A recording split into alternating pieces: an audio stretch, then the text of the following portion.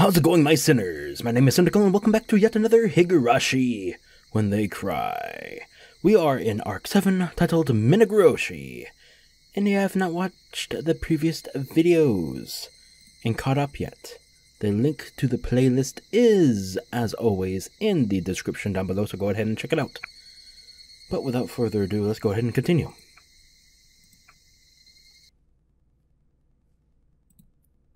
Just FYI, we are pretty close to the end. Probably 2 to 3 videos, so sit back and enjoy. でもどうしてだい？どうして僕と高野さんが殺されなきゃならないんだい？ Is it just these two, or is this... Oh, no. Okay, Rika might be talking. Okay.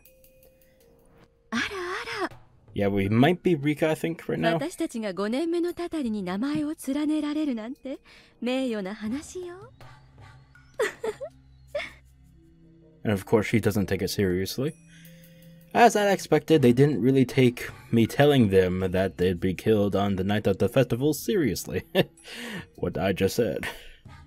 They did keep their promise to tighten up my security after I showed them the ritual storehouse. However, they hadn't given one thought to their own safety. Oh well, like I said, I didn't expect them to believe me at all. If they were willing to take me seriously, though, I could have easily changed their fate a long time ago. もう一度言いますです。富武は喉をかきむしって、高野はどこか遠くの山奥で焼かれて死にますです。喉をかきむしるって、それはレベル5の末期症状のことかい？ Exactly. He knows. Oh yeah, because he's part of the experiments and shit. Yeah. Gotcha. 大丈夫だよ。僕はちゃんと注射を受けてる。Yeah, well. そんなことはありえないよ。私だってあんまりね。どこか遠くの山奥で焼死なんて失礼な話だわ。それがあなたの夢の中に出てきたというの？今夜だけでもどうか気をつけてほしいのです。騙されたと思ってどうか僕の言うことを聞いてはくれませんですか？ I don't remember this. I don't know if this is correct or not, but I don't think Rika-chan actually knows a fact about Takano and her mysterious death of the Watanagachi festival. Right?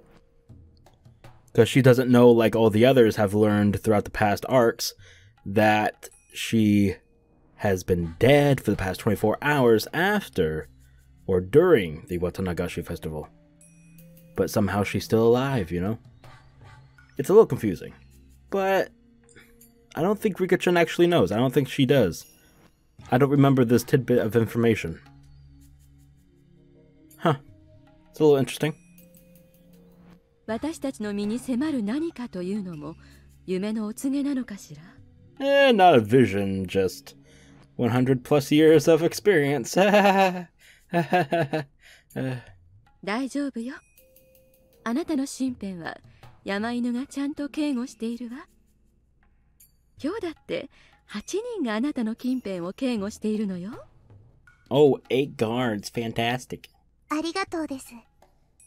僕の警護は十分助かっています。ですから、高野たちも同じく用心してほしいのです。心配してくれてありがとう。大丈夫だよ。こう見えても体は鍛えてるんだ。降りかかる火の粉くらいはちゃんと払えるよ。Tabatake flexed his biceps and smiled. He was probably trying to make me feel better, but all he really did was make me feel sadder. This is the sad part about being me. I know the future, but I can't tell them. It's as if that was a rule of the world. People tend not to believe what I tell them. でも、死ぬのです。富武と高野が死ねば、次は僕が殺されるのです。二人が死んだら誰が僕を守ってくれるのですか？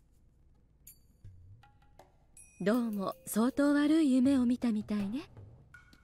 大丈夫よ。もし万が一私たちが死ぬようなことがあっても、山犬があなたを警護するわ。山犬は本当に僕を守ってくれるのでしょうか。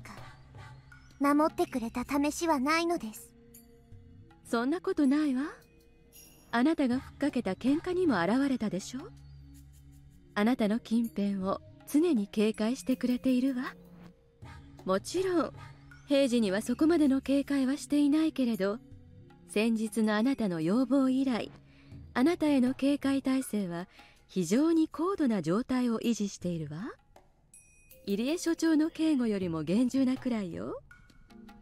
富武と高野が死んだ後もその警戒態勢は維持されますですか？無論よ。あなたの身ほど大事なものはないんだから。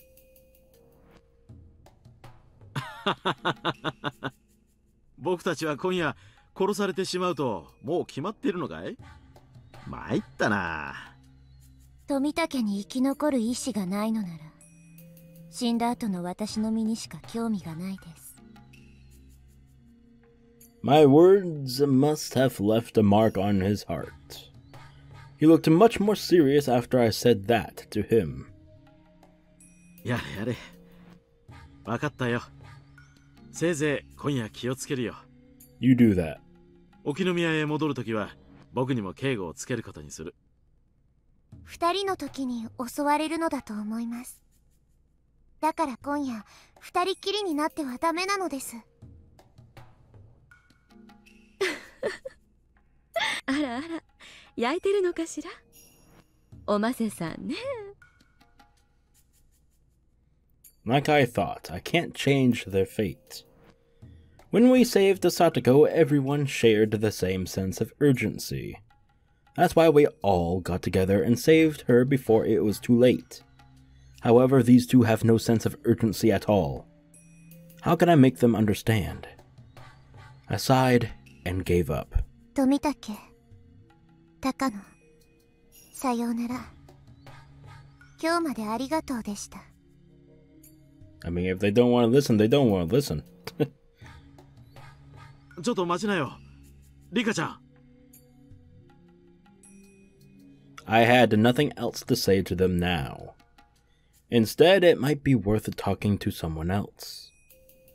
If I could get someone else to protect them, I might be able to change something. I can't give up yet. Fate is an my god, what the fuck was that? It's like I wanted to say thin before as, I don't know why. Fate is as, there we go, thin as a piece of paper. It's just like the lid on a jar of jam. Excuse me? It's not going to open unless you believe it will. No, it's going to open if you put force behind it. Use your strength, baby. I have to believe that I can change my fate. If I don't, it's not going to change. 富武さんと高野さんがですか? Was that before the festival happened? Or was that after? Or before? Or during? What? What? Okay, oh, never mind. それは本当ですか? Okay. Just don't ask questions, Cynical, it's okay. I've told Iri about this so many times in the past. Iri tends to listen to me more seriously than Tomitake and Takano do. However, that doesn't mean that he can actually do something about it. お社様の巫女の僕が嫌な予感がするから。では、理由になりませんですか? I mean, I guess not. わかりました。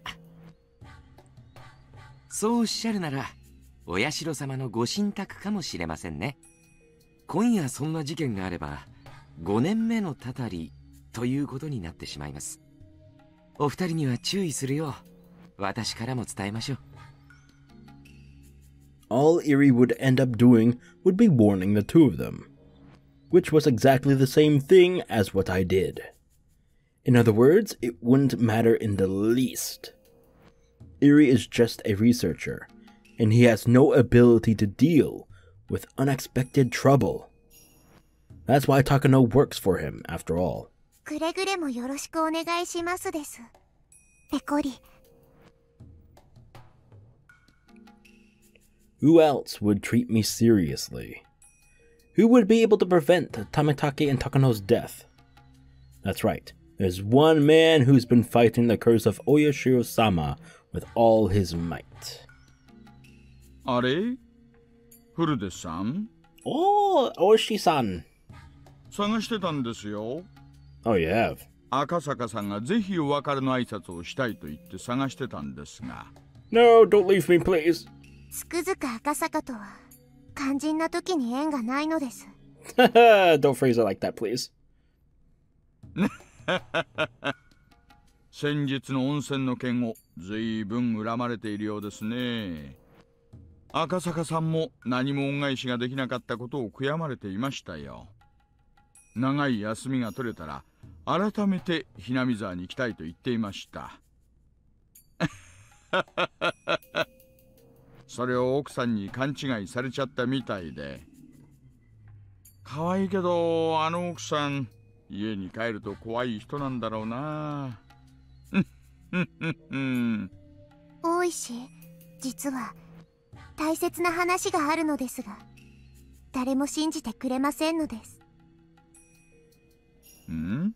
いかがなさいましたか？ I've spoken to him several times in the past, too. He usually takes me pretty seriously. However, after they die, he starts suspecting me. That's why I stopped talking to him. それをどこで聞いたんですか？どの辺で？ I told him that I heard someone talking about murdering them in the crowd. That way he might not be suspicious of me after the murder really happens. 確かに富武さんはよそ者だし、高野さんと合わせれば2人。1人が死んで1人が消えるか。確かに5年目のたたりとしてはあってもおかしくなさそうですね。デマの可能性もありますが、わかりました。ダメでもともとお二人をマークさせましょ襲うならひなみ沢と沖宮の間の道だとも言っていたように思いますです。Tamatake's body will be found on the road leading out of the village. From what I remember, he's discovered where the concrete road turns to gravel. う。わかりました。車を1台張り付かせましょう。そのくらいの余裕はありますので。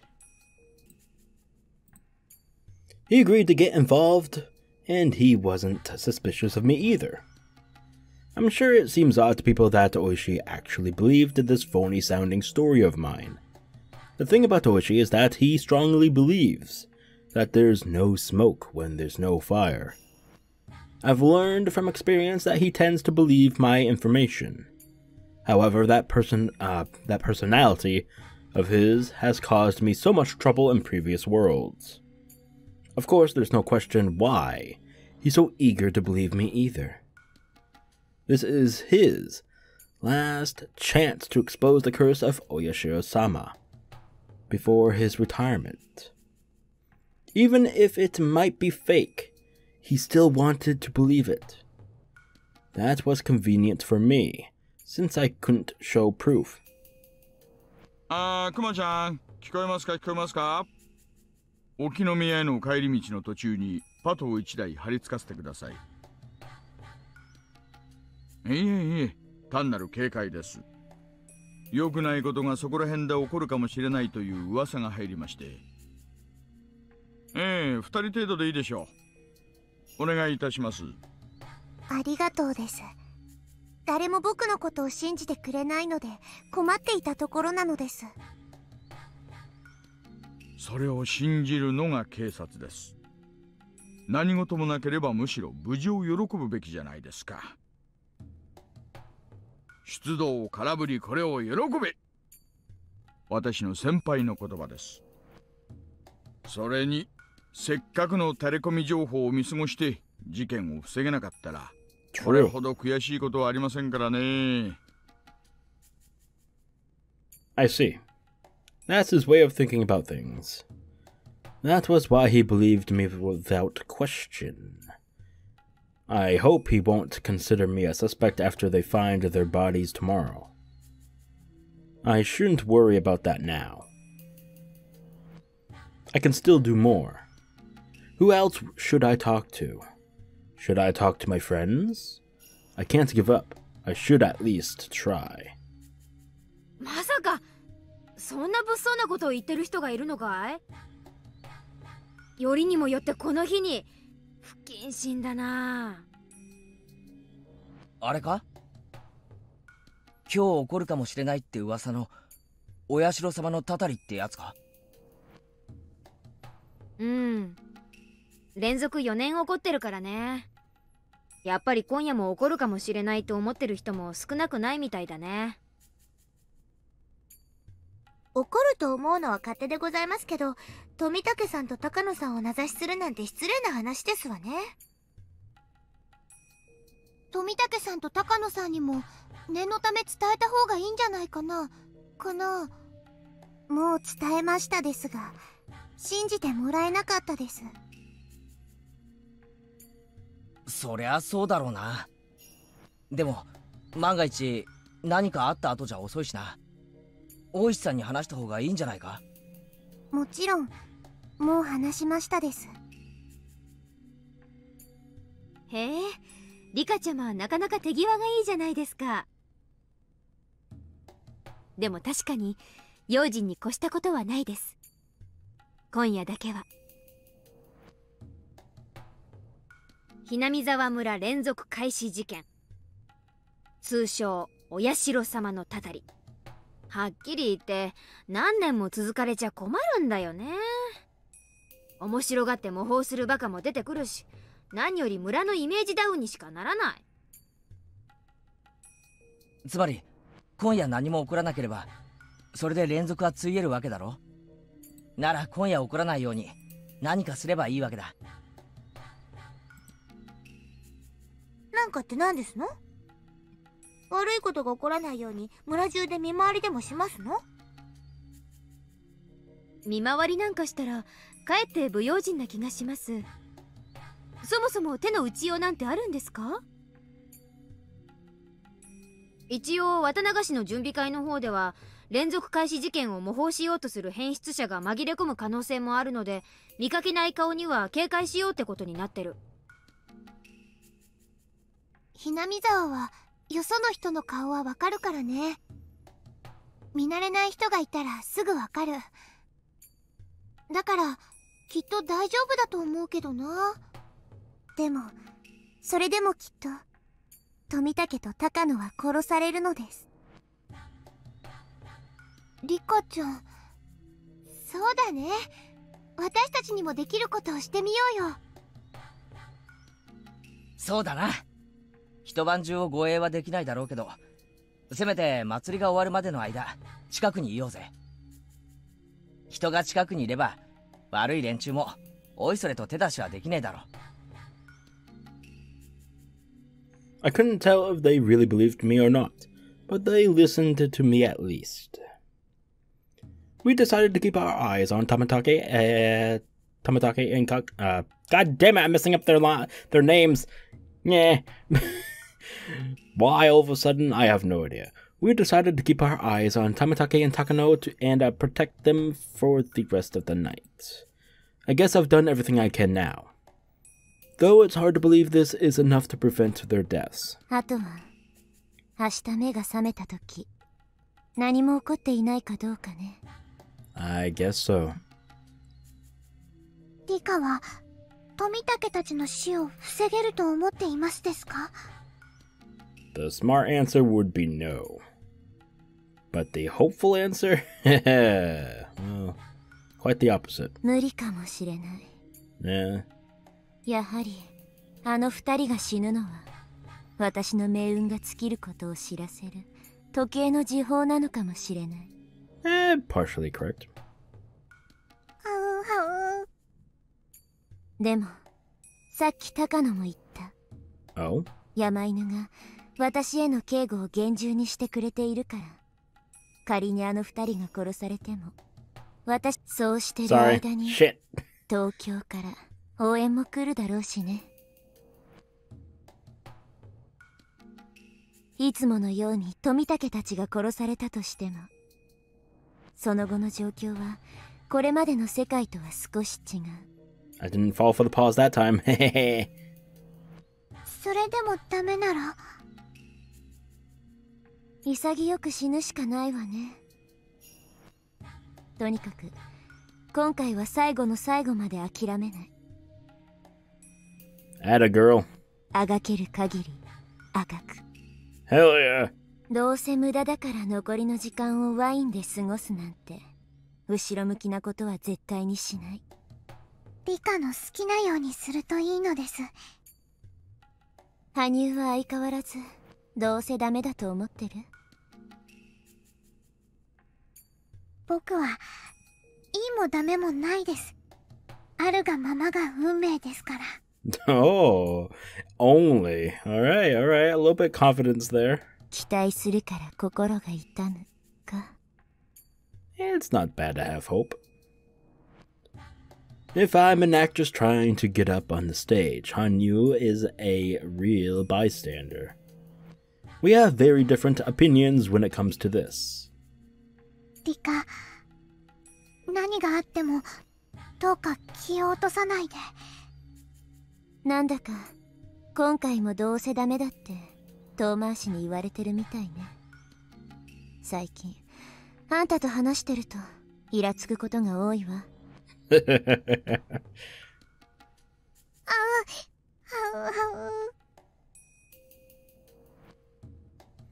I understand. Hanyu keeps telling me not to get my hopes up because she cares about me. Because I hope to defeat fate, I get hurt when that hope is betrayed. And the more I get hurt, the closer I get to losing my mind and disappearing. For Hanyu, that means losing her only friend.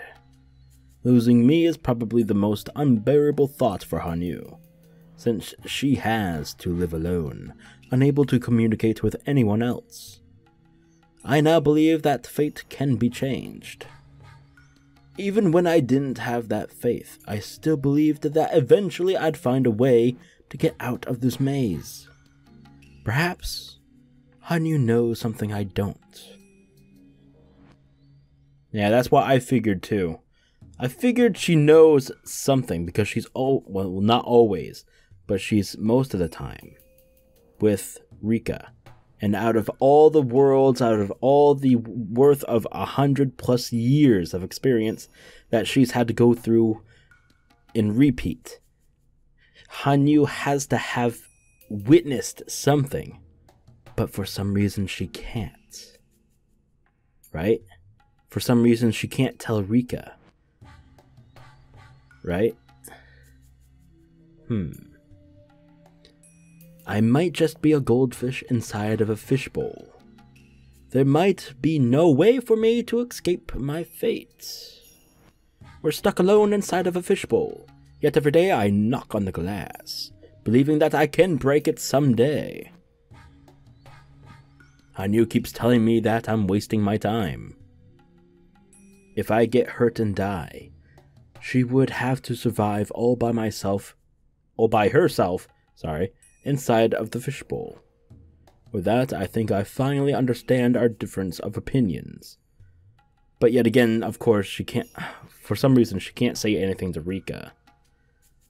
It's like they are playing a game, and they're puzzle pieces, or chess pieces.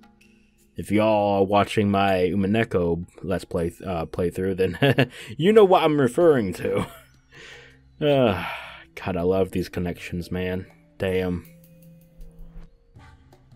Hanyu has lived for a much longer time than I have. Because of that, she understands the laws of this infinitely spanning world better than I do. Infinitely! Oh my god. No matter how much I refute Hanyu, I can never refute the truth. Even so, I still have to believe in my own faith. I believe in a spear that will pierce the wall of fate. My faith will make that spear sharper than ever. We found Tamatake in the crowd and struck up a conversation with him to keep him around as long as we could. However, as soon as the festival ended, they tried to leave. If they left now, I'd never see them again. Mion tried insisting that they stay at her house for the night, but Tamatake refused. Everyone tried various ways to stop them from being alone because the murderer might be around. However, we eventually started to believe that they wanted to be alone for adult reasons. You know. And I wound up suggesting that we shouldn't interrupt the two lovebirds. Oh. 大丈夫だよリカちゃん。富武のおじさまだって男だよ。 He's a big man. いざとなれば高野さんのために獅子奮迅の活躍をしてくれるよ。そうよね。私に危機があったら二郎さんが体を張って守ってくださるのよね。そのつもりだよ。じゃあ私たちはもう行こう。もうだいぶ遅いよ。ありがとうね、気を利かせてくれて。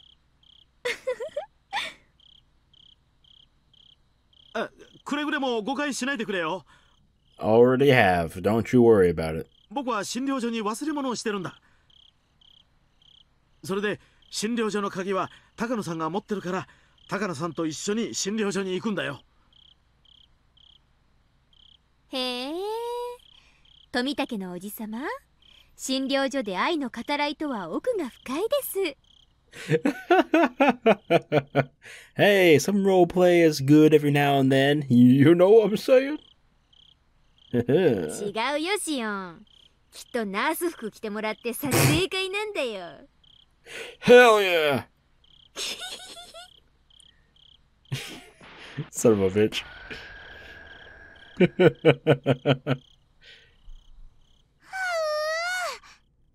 服でどんな写真撮るんだろう、太郎。Aw, you pure Rena. God damn you. がっちり理解できてるなら照れ隠しに殴るのはやめろ。それからミオンとシオン、お前ら今までそんな目で富武さん見てたのか。 I know, right? Oh, damn. じゃあね、みんな。本当に忘れ物を取りに戻るだけだからね。ついてきちゃダメだよ。Yeah, you say that and then you don't follow us. Okay. Yeah. Sure thing, man, buddy. Man, your nervous laugh tells us all. Mm-mm.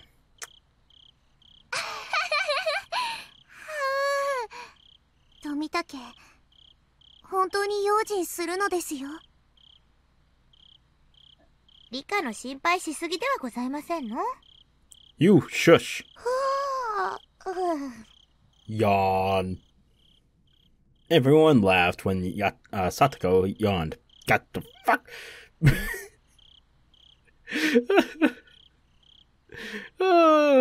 Help. It seemed like a good time to call it a day. Hell yeah. Sleepy time she comes. It doesn't feel like I was able to change their fate. I just hope that they pay attention and that they're prepared for whatever faces them. I still might have a chance. All I can do now is pray.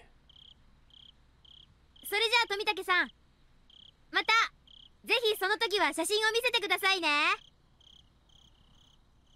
その罰ゲームのシャツ、ぜひ着てきてくださいね。よっ、美女との一夜、羨ましいね。ヒューヒュー。またね、みんな。次に会うのは秋頃かな。私たちが今夜殺されなければね。God damn it. Takano, you... Why? Son of a bitch. それじゃみんなおやすみなさい。 Yeah, good night, you son of a bitch. おやすみなさい。 That was the best I could do on the night of Watanagashi. Oh, intermission screen, yes?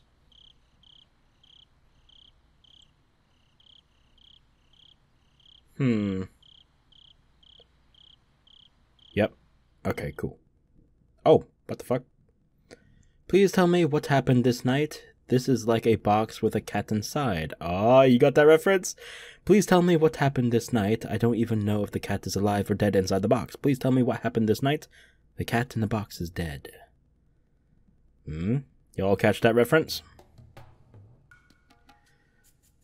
Not really a reference, but anyway, whatever. Tamataki gathered up his paperwork and slipped it inside his bag. Ah, damn. What he told us was the truth. Come on, you gotta get some. What? 嫌にしつこかったね。そんなに僕らに死んでほしいのかな。Oh, shush. 夢の話とはいえ迷惑な話よね。入江所長にリカちゃんの検査を念入りに行った方がいいと言っておいてください。Rude. 夢見の悪さは何かの予兆かもしれない。リカちゃんに何かあったら大変なことになるからね。Takano touched Tamataki's hand gently. Oh, yeah. As he turned bright red, Takano moved in closer and spoke. Uh-huh. The way she acts is just too sexy. Oh, yeah. Okay, I tried to improve there, but, with a schmexy. But nope, that failed. Okay, well, I can even be sexy.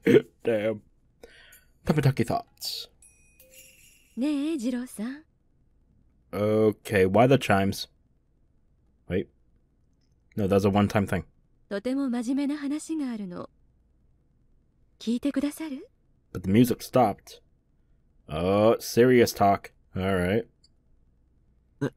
なんだい？ Oh?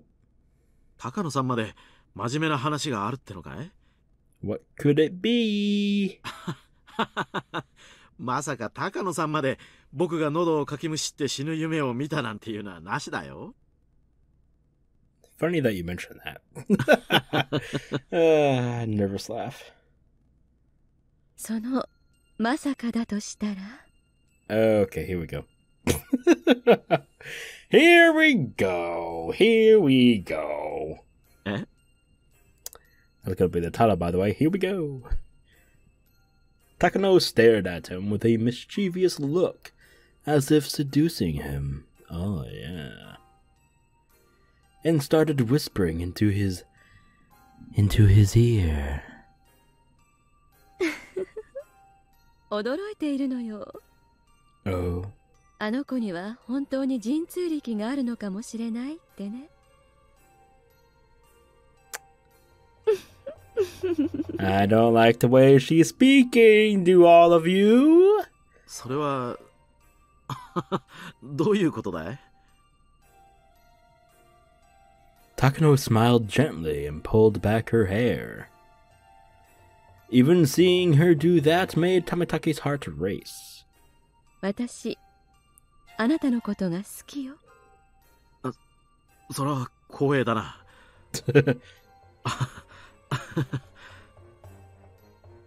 Takano's fingers curled around Tamataki's chin, stroking, tickling, and caressing it. Oh, yeah. Her movements were very captivating and seductive. いろいろな男と付き合ってきたけれど、野心も野性味も私には合わなかった。My boy, you win.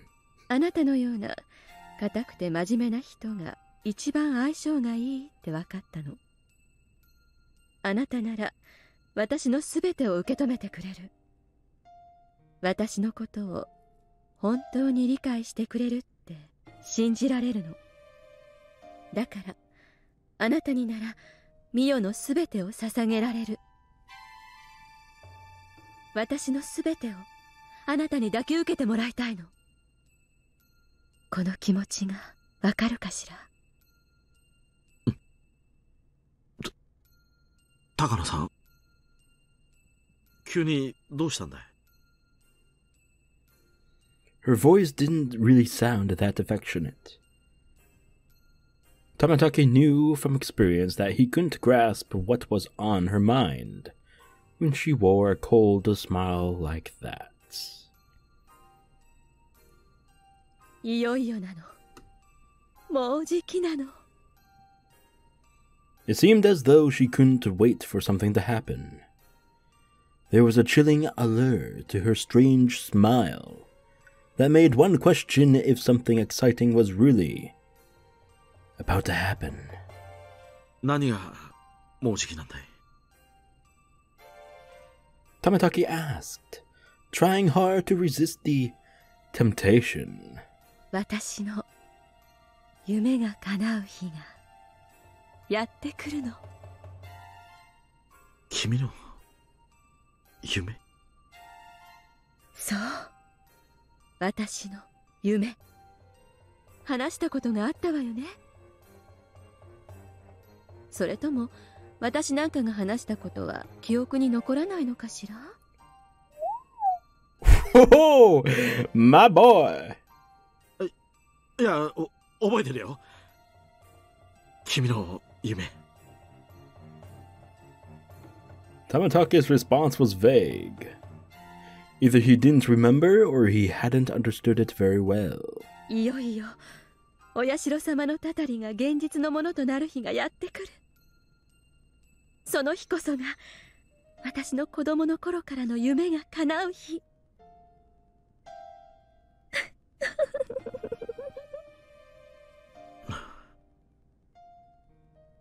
二郎さん、聞いて。私はもうあなたと一緒にはいられないの。 Well, shucks. え？ What? それはどういう意味だい？あなたと私は違う世界に住む存在なの。A whole new world. ここひなみ沢は人の世と鬼の世の接点。 I mean, sure, if you want to believe in that. だから日の当たる世界のあなたと日の当たらない世界の私が出会えた。 Are you trying to refer to you two as something? Huh? でももうそれが終わるの。 Ah, saying that you can't coexist with each other anymore, eh? 陽光の降り注ぐ日中に訪れた束の間の月食が日の当たる世界の人間と日の当たらない世界の鬼を引き合わせた。私が何を言っているかわかるかしら？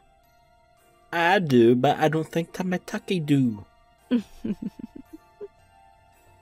高野さん、まだビールが抜けないのかい？ Did you drink too much? uh. 酔ってるね。Nah, boy, she ain't. お別れの夜が来たの。 And there it is. 日の当たる世界を教えてくれてありがとう。あなたの温かさは日だまりの温かさだったわ。騙し合ったり疑い合ったりしない本当に温かい関係だった。だからあなたと別れるのがとても惜しい。 The fuck? She pulled herself away from Taketake and slowly stepped back, as if signaling the time had come for them to part. 君が何を言っているのかわからない。何の話なんだい、高野さん。だからあなたに選んでほしい。 Oh? 私のそばにいることを選んで日の当たる世界のすべてを捨てる勇気を見せてほしい。あなたが私の耳元で囁いてくれたことがどれも本当だったなら二郎さんに戸惑いはないはず。 God damn it. You see, I waited for that pause. I waited, and I thought she was done. It fooled me because it was longer than usual. It was a longer than usual pause. It fucked me over, son of a bitch. Fuck, I hit my mic. That pause right there, that long one after the word true. Oh, you bitch, you fooled me. How dare you?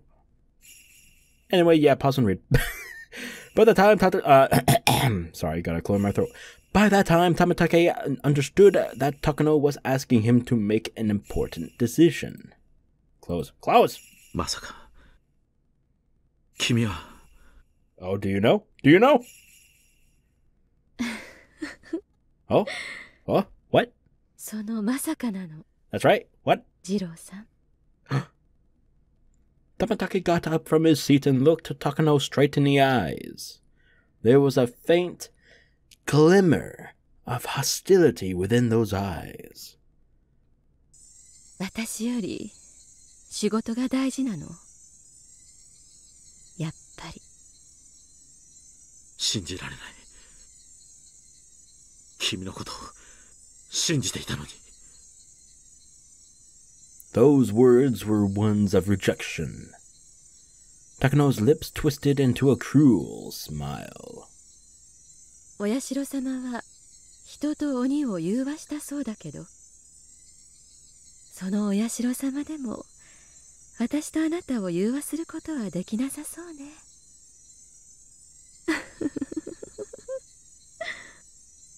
I love how she's using that as a contrast.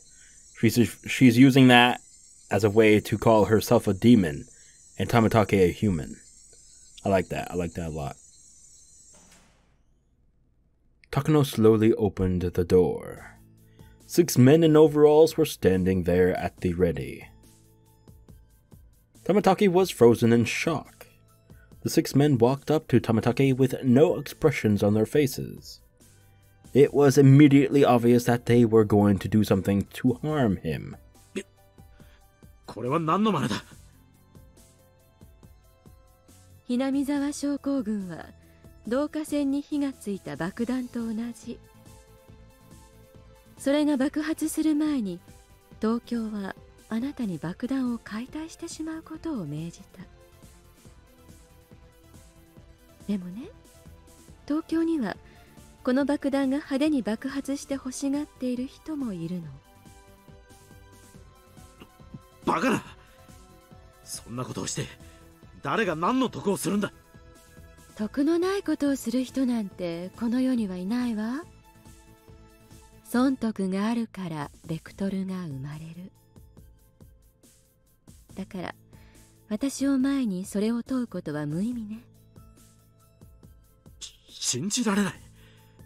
そんなバカなことを考えている連中がいるのかい。hinamizawa将校軍はとても危険な病気であることは君も知っているはずだ。そうよ。爆発すればとても大変なことになる。だからこそ東京も失態を隠しきれない。君はその連中に買収されたというのか。元からそういう目的で送り込まれているの。申し訳ないわね。出会った時から私とあなたは住む世界が違ったの。Damn, tricking him from the very moment they met. Oh God, it's gotta hurt, baby. Oh man, all those times in bed. All those times. Damn, that's gotta hurt. That's gotta fucking hurt at this moment. That's, oh damn. それで僕をどうするつもりだ。I mean, come on, Tamatake, you gotta know now, right? They're pretty much gonna kill you using something, right? あなたの協力があれば私の仕事はとても楽になるわ。But we all know it's not gonna happen. もちろんそれはあなたにとっては裏切り行為にあたる。僕に寝返れというつもりか。二郎さん、私に囁いてくれた愛が本当なら黙って私に協力してはくださらないかしら。もちろん報酬は望みのまま。あなたが私を望むならば一生あなたに捧げてあげる。 Damn. Damn! あなたが望むとき、あなたの望むところであなたの望むように。 Damn! You can't go be saying that to a guy. Oh my god. Oh shit. 私はあなただけのもの。Damn, Tamatake got it. あなたのためだけに独り占めをしていいのよ。Oh, a little domination, huh? A little dame? A little dame? 私もあなたにならあなただけの女になってあげてもいい。 Kids, look away. ねえ、私の心にあなた自身を住まわせてみたいとは思わない？ Okay, we're going a little bit past the threshold on YouTube terms, okay? Please. YouTube, don't strike me, please! Her words were a kind of assault, directly hammering at the emotions men had under difficulty resisting. Yeah. Oh my god. Woohoo! They were like an evil spell to control his heart. Upon hearing them, Tamatake felt an unknown sensation rush up his spine as his feet froze in place, entranced. However, he forced himself to resist the temptation. Ah, my boy! He sealed the cracks in his wall of reason to stop Takano from forcefully entering his heart. 断る。 My boy. I mean, he's not my boy, but he's my boy. You understand? Shut up! You're not allowed to laugh, only I am. She had known from the start that Tamatake was going to refuse her. Even so, Takano let out a triumphant laugh. It's funny. She thought Tamatake would refuse right away. However, it took him a while to refuse because of how effective she was at seducing him. Damn! Damn, she cold! She's fine, but she cold!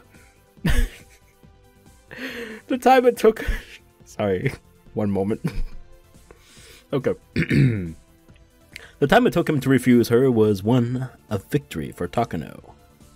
For Tamatake, it was a time of humiliation. Damn, son, that's just rough. Takano continued to laugh. She sounded rather like an evil witch. Nudge. そう言うと思ったわ。それでこそ私の大好きな二郎さんよ。 Oh my god, who the fuck are you, ugly ass? Sorry. Takano raised up her right hand and gave a signal to the mountain dogs. My god. おこのひくん、君も寝返ったのか? I do not like that name at all. Please don't make me pronounce it. Okonogi? Okono... Ah! Okay. 失礼しますね、富武ニードの。I'm gonna strike! 二郎さんも鈍いわね。山犬は初めから私の部下よ。この診療所は最初から私たちが掌握している。Yeah, bitch. 知らないのはあなたと入江所長だけよ。Dr. Erie, no! くそ。 Tamatake moved into action, sensing the danger that was about to befall him. Oh shit! His fist thrust out as quick as lightning, knocking one man down before he could even blink. Oh hell yeah! However, the other mountain dogs certainly weren't going to just stay there and watch. No. They all attacked him as one. Group him up, boy! Wait, what? He tried to strike back with an elbow, but he simply couldn't overcome the difference in numbers. Tamatake tried his best, but soon enough the mountain dogs had wrestled him to the ground. Oh, well. Oh, shit, what the fuck? I don't like the art used here, especially for Tamatake. It does not do him justice. Oh my god, look. Just look. High text box. Look at him. He looks completely different than in his sprites, alright? Even the normal sprites. I'm using the PlayStation 3 ones, I believe. Or maybe I don't know which ones I'm using. But he looks completely different from the normal ones. And whoever did this art, the CG right here, it's I don't want to ham on the artists for doing their work. But this one does not do Tamatake justice at all. I don't like it. Anyway, that's my thought. Anyway, okay, let me shut up.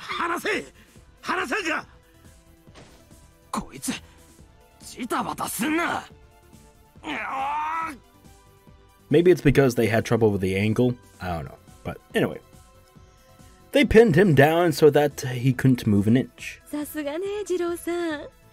6人がかりでも手こずらせるなんて素敵よ。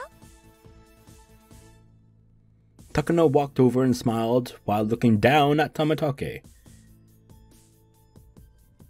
Why? ねえ、次郎さん。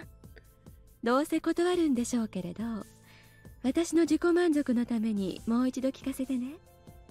やっぱり意見を変えて、私の味方になってはくれないのかしら。無駄だ。君の仲間にはならない。その一言が欲しかったの。私の未練を断ち切るためにね。Damn, that's cold. That's rough, man.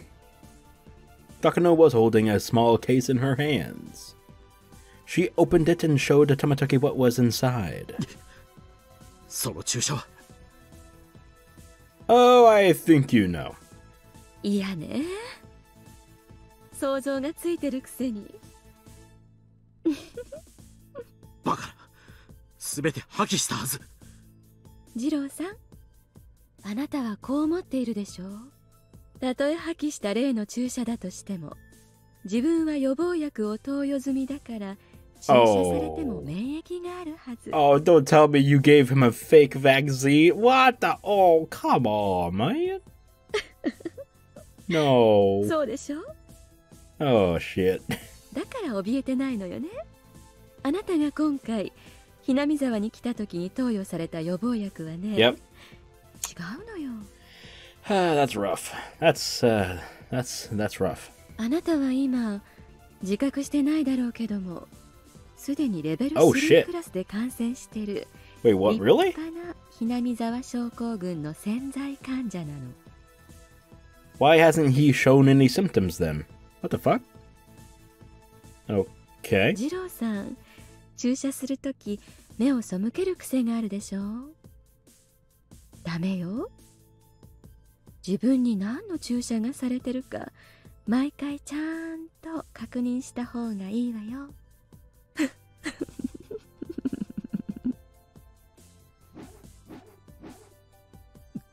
くそー。離せや。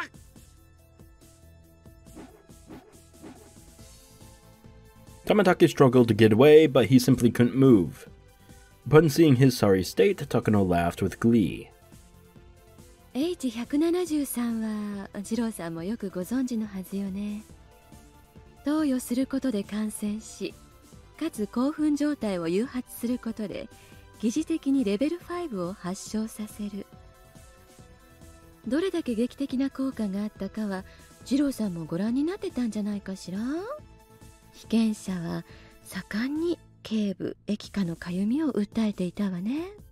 過去の症例の文献から見ると、どうもレベル5発症時にリンパ節に異常なかゆみを訴えるケースがあるみたい。抗原抗体反応の一種かもしれないわね。だから次郎さん、あなた運が良ければリカちゃんが予言した通りの死に方ができるわよ。自傷で自ら死ぬか、それとも脳を憎悪で焼かれて廃人になるか。あなたはどちらになるのかしらねえ、次郎さん。やめろやめろこれじゃあお注射は難しいわね。眠らせてあげて。Damn. One of the men covered Tamatake's mouth with a towel soaked in some kind of chemical. I believe that's called chloroform, right? No, not. No. Right? I don't know. Anyway, he tried to fight it off with all his might, but his strength eventually left him, and he became as quick as a beached whale. Okay. Takano stroked his face to make sure that he couldn't resist. Then she brought the needle toward his throat. She pushed it right into his skin. As she squeezed down on the syringe's plunger, the skin surrounding the tip of the needle swelled up, and eventually the contents were absorbed into his body. Sayonara, Jiro-san. 次に目が覚めるときは楽しい悪夢の世界にいるのかしらね。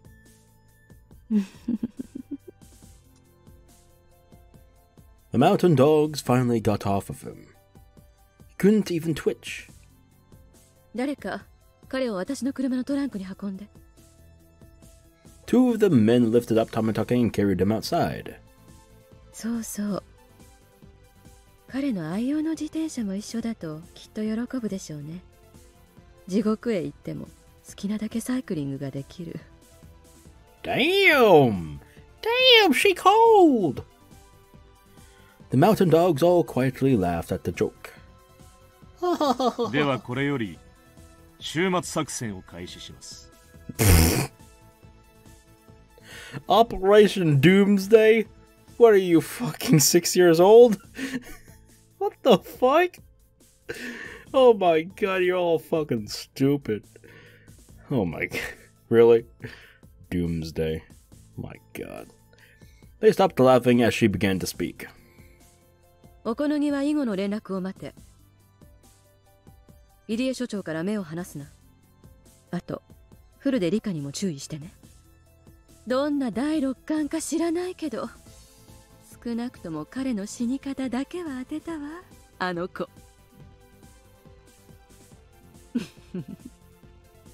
もっと研究したかったけど、残念ね。了解ですわ。こちらはお任せください。道中はお気をつけて。気をつけるほどもない旅よ。ところで入江所長は？祭りの後の打ち上げ中でしょう。まだ神社の敷地内にいるとのことですね。あの研究しかできない坊やがどう取り乱すか見れないのが残念ね。Holy shit! Damn! Nerd's face. Oh shit. Fuck, man.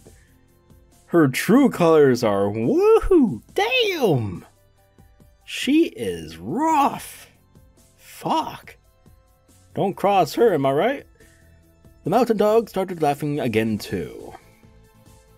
Takano checked the time on her watch. It was nearly 10 p.m. Most people must have left the festival for home.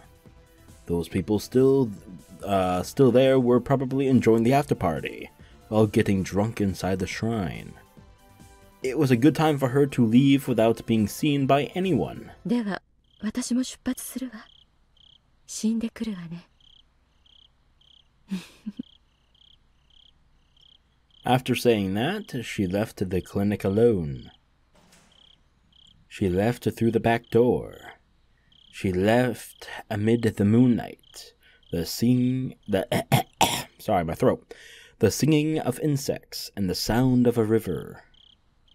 It was a typical night in Hinamizawa. While enjoying all these sensations, Takano got inside her car. Tamatake was sleeping inside the trunk. His bicycle, on the other hand, was loaded into her back seat. How ironic. Your bicycle has a better seat than you. Hardy har har. Hilarious. I'll let you out of there soon. I should leave him by the road that leads to Okonomiya. That'll be a good spot. Takano found a good place to drop him off, but she gave up on it, as there was a police cruiser parked in the area. Oh. She figured that they were probably patrolling to make sure the 5th year's curse didn't happen. Good job, officers. No one would ever suspect that there's a curse packed in my trunk right now. You're so full of jokes, aren't you, you little shit? Takano drove onto less lit streets with rougher roads. Eventually the mountain road ended and she was surrounded by darkness. Darkness! There were rice fields nearby. She could tell by the sound of the croaking frogs. Takano parked her car by the pitch-black roadside. She had to stop here, otherwise she'd be too close to a residential area. Indeed, she was nearly in Okonomiya.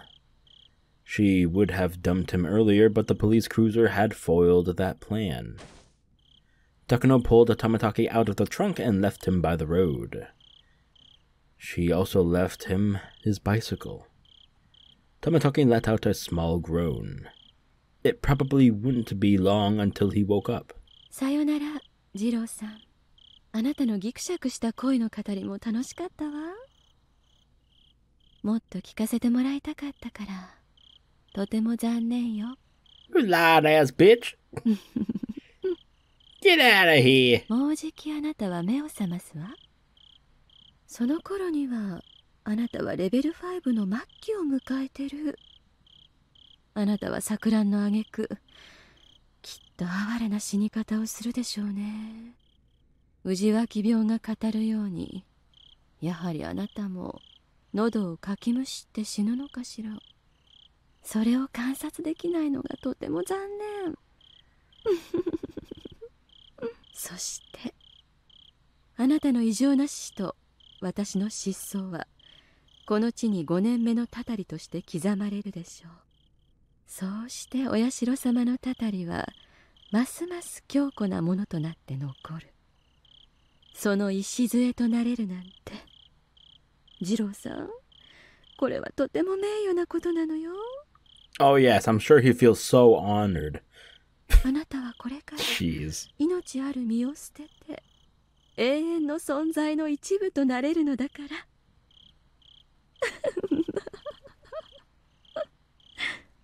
That was her last farewell to Tamatake. Takano got back inside her car and started driving. She could see the place she left Tamatake in her rearview mirror, but it was already shrouded in darkness.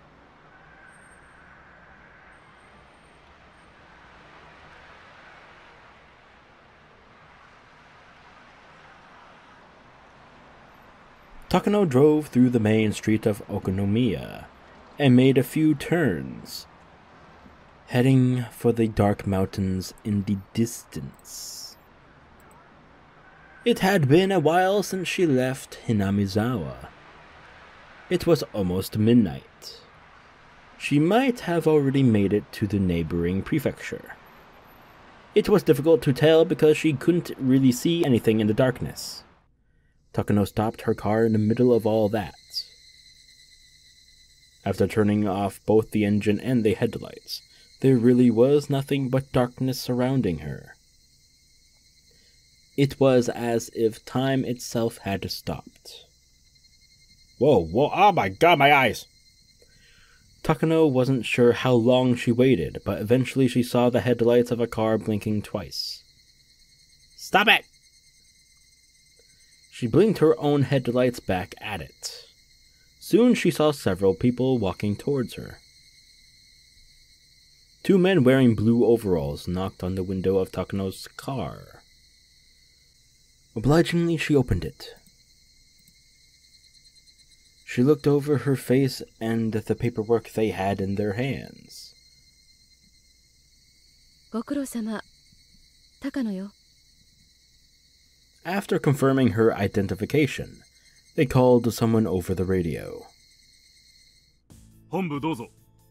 ヒナを確保。尾行ないか。尾行はなし。後方400メートルクリア。尾行はありません。お疲れ様でした。どうぞ指揮者へ。書類をお預かりします。書類カバンはトランクの中よ。これが鍵。あとコーヒーがもらいたいわね。入れてくださる？ Oh shit! Damn, look at all this shit right here. The command vehicle was a trailer with a bunch of high-tech communication equipment inside. The light of the electric equipment shone beautifully in the dark. さあさあ、コーヒーです。どうぞ。Oh, Major! Oh, damn! She high in the ranks, huh? Another man in blue overalls offered her a paper cup. ありがとう。 High up, not high up. 私の死体の方は大丈夫？ Yeah, see the yeah, okay, that corpse. 現地にて偽装終了との連絡が入っております。In the usual Gifu prefecture. 現地？隣の県の山中でドラム缶に放り込まれて焼け死になのかしら？死因までは確認させます。Operation. Come on, man, not this name. Operation Doomsday. That was the name of their mission. The goal of the operation's first stage was Takano's escape from Hinamizawa and the extraction of 18 specific classified documents. That goal had been completed. Assassinating the liaison of God damn it, that simple damn word! From Tokyo, Tamatake was also one of the goals. Son of a bitch. That one had also been completed in the way Takano had planned. He was not killed that way just because Takano had wanted it to see it. It was intentionally planned that way so that the office in Tokyo would be suspicious of the Erie Institute. They were trying to create the story that the Institute was upset with the recent budget cuts in the cancellation of their study. Tamatake's mysterious death would be a suitable way to persuade people. Tamatake was not the only one who was expected to die. Takano was expected to do so as well. However, Takano didn't really need to die herself. They had acquired a substitute body for her, so she didn't have to actually die. Takano had no idea how they got the body. According to what she heard, a team in Gifu, I'm probably butchering the name, sorry, took care of everything. Once Tamatake and Takano were dead, Tokyo would definitely grow suspicious of the Erie Institute. The main purpose of this mission was to make the Institute look reckless. Okay. 申し訳ありません、さあさあ。現地の工作班で問題が発生したようです。問題？どうしたのかしら？偽装死体の選別にミスがあったそうです。死後24時間経過していたとか。あら、するとどういうことになるのかしら？つまりサンサは昨日すでに亡くなられていたことになってしまいます。Mysterious. Takano's body was supposed to be selected from the corpses of people who had died the same day. The plan was to then burn the body and make identification of the corpse more difficult. They'd found a suitable body for the plan. However, they just found out that it had been dead for over a day. That would create a hole in their plans. 現地の方で現在収集に当たっていますので。いいわ。その死体を私ということにしなさい。は。しかしそれでは。Hinamizawaを滅びに導くお社様の使いが実は前日に死んでいて、祭りの当日には死者として歩き回っていたか。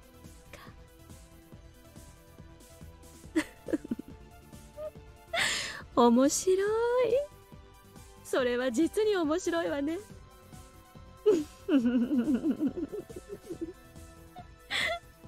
Takano laughed with satisfaction for a while. The other people in the vehicle couldn't understand why Takano was laughing so much. Takano continued to laugh as if it was the funniest thing she'd ever heard. 構わない。現地にはそれを私にしろと伝えなさい。そのくらいのズレがあった方が面白いわ。よろしいのですか。万が一ということも。万が一なんてないわ。だって高野美代は現に今日綿流しのお祭りの会場を闊歩していたのよ。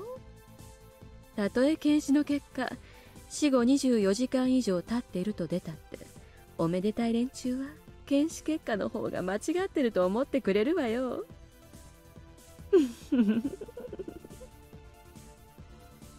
Takano almost seemed to be enjoying the risk. 了解。現場へその旨連絡します。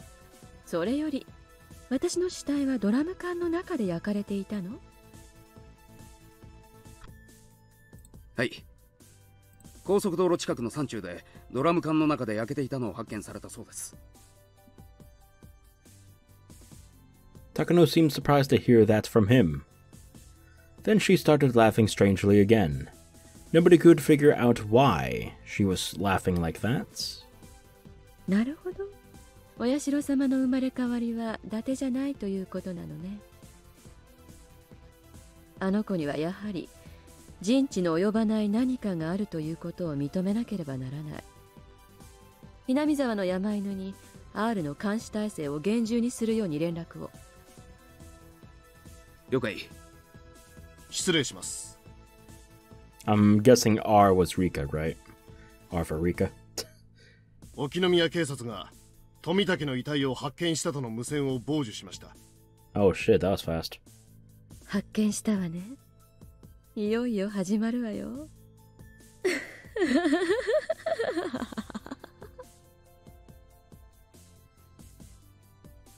おいさん、先生が到着してます。ああ、どうもどうも。どうですか、入江の先生。Oshi entered the area enclosed by a blue tarp. In there, people from forensics were taking pictures of the dead body from various angles. Iri was squatting down next to the dead body of Jiro Tamatake. When he stood up, he was white as a sheet. 信じられません。そりゃ私だって信じられませんよ。初見で見た限り、仏は喉をかきむしっています。それも自分の手でです。こいつはまっとうな死に方じゃない。十中八九、何らかのヤバめな薬物でしょう。彼は何らかの薬物の常習者だったということでしょうか。さあね。そいつを調べるのはどうやら我々の仕事になりそうです。大石さん、この角材は多分仏が振り回したんじゃないかと思います。で、途中で捨てて喉をかくのが楽しくなっちゃったんじゃないかと。角材を何のために振り回したんでしょう。自衛のためと考えるのが一番自然だと思います。仏の体に外傷がいくつかあるのに気づいてます？ええ、打撲傷を思わせる跡がいくつか散見できます。ってことは一番考えられるストーリーは、仏が祭り終了後沖宮へ帰る途中、ここで何者かに襲われた。それで取り押さえられて怪しげな注射とかそういうのをされて、その結果錯乱させられて死に至らしめられた。喉をかきむしるように誘導できる薬物なんて聞いたことがありません。私もそっちは専門じゃありませんが、何らかの中毒による異常行動に自傷行為ってあるらしいじゃないですか。まあその辺はうちの鑑識のじいさまが調べてくれるでしょう。おいさん、失礼します。ここから数百メートルのところに富武二郎のものと思われる自転車が見つかりました。A mile away? What the fuck? おお、そうですか。ありがとうございます。何か手がかりとかは？いえ、初見では特には。今鑑識が行ってます。じゃあつまりその自転車があった場所が襲撃場所と考えていいんでしょうね。それで戦ったり逃げたりしてここまで来た。Huh. Oshi frowned, crossing his arms in front of his chest. Eri was looking at the miserable corpse of Tamatake, and he kept saying the same thing. ありえない。絶対にありえない。Eri knew right away that Tamatake's death was caused by the terminal symptoms of Hinamizawa syndrome. He hadn't swung the 2x4 at a real person, but probably some kind of hallucination due to the L5 symptoms. Yeah.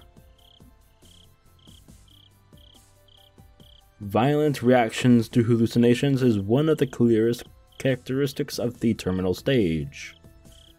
However, Tamatake supposedly took a vaccine before he came to the village. There was no way he could reach L5 symptoms in such a short period of time. Eri didn't want to believe it, but it was obvious that someone intentionally injected him with the pathogen. The pathogen must have been strong enough to give him L5 symptoms immediately. The only drug that can do that is H173, a chemical weapon that induces an acute onset of symptoms. It makes people hallucinate, which inevitably leads to a horrible death. It's the absolute worst kind of demon. However, they had destroyed all of it due to its dangerous nature. All that was left were helpful chemicals, such as vaccines and treatment drugs. Tamatake was their liaison from Tokyo. Whoever killed him must have had full knowledge about him and the drug.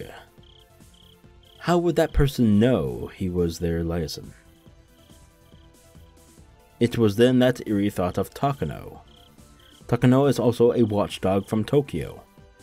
She's something like a superintendent. It was quite possible that something bad had happened to her too. そうだ。高野さんはどうなったんです？え？ああ、お宅の看護師さんの。多分富武さんと一緒だったと思うんです。高野さんは無事なんですか？先生、彼女の電話番号はわかります？もちろんです。熊ちゃん、入江の先生に電話番号を聞いて署から在宅確認を取らせてください。了解っす。先生、番号を。はい。よろしいですかKumagai got the phone number, repeated it to make sure he got it right, and dashed out of the blue tent. 先生、高野さんと仏は確か親しい仲でしたよね。ええ。何かトラブルがあったとか、そういうのは聞いたことがあります？まさか。聞いたことないです。仲のいい二人でした。Tamatake and Takano weren't just in a close relationship. They were co-workers sent from Tokyo. They had access to information that even Eri didn't. There's no way there was trouble between them. 何事もなけりゃいいんですがね。下手すりゃ仏か、それとも星か。なるほど。看護師なら怪しげな薬物を取り扱えてもおかしくはないですよね。そんな薬品はうちの診療所にはありませんし、あったとしても厳重に保管されています。高野さんに持ち出せるわけがない。それでも一般人よりは容易でしょ。ですからそもそもそんな薬物は聞いたことがないし、当診療所にも存在しません。Eri made clumsy excuses while he tried to piece together what was going on. However, Eri had no means of knowing the state of affairs in Tokyo, and he couldn't reach any further conclusions. So it was easy to laugh at him, as though he's a frog trapped in a well. 大石さん、留守のようです。署の待機組の方で直接訪問すると言ってます。先生、すみませんが高野さんの住所を教えてください。じゃあそれプラス県警に今夜出た身元不明の女性死体がないか確認を取ってください。あるいは県外の可能性もあるな。課長に近県にも同様に身元不明の女性死体が出てないか確認を取るよう伝えてください。了解っす。沖宮警察が現地の県警本部への接触を開始。サンサ、よろしいのですね。ええ、構わないわ。そのままで行きなさい。どうせすぐに週末よ。誰かが一人くらい死亡時刻を疑ったって、誰かが耳を貸す前に全てが滅ぶ。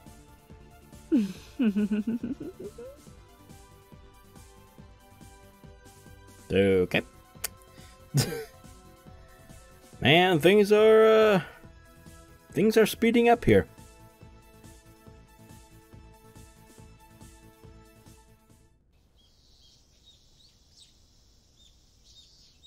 The day after Watanagashi, Oshi showed up at our school. It isn't uncommon for Oshi to show up here today. Interestingly, he always asks to see the most key person in that world. Right? He asks for Keiichi in the world where he gets sick. He asks for Rena in the world where she gets sick. In this world, he asked for me. 富武が死にましたか？ええ、ちょっと尋常じゃない死に方でしてね。薬物か何かで錯乱状態だったんじゃないかと思います。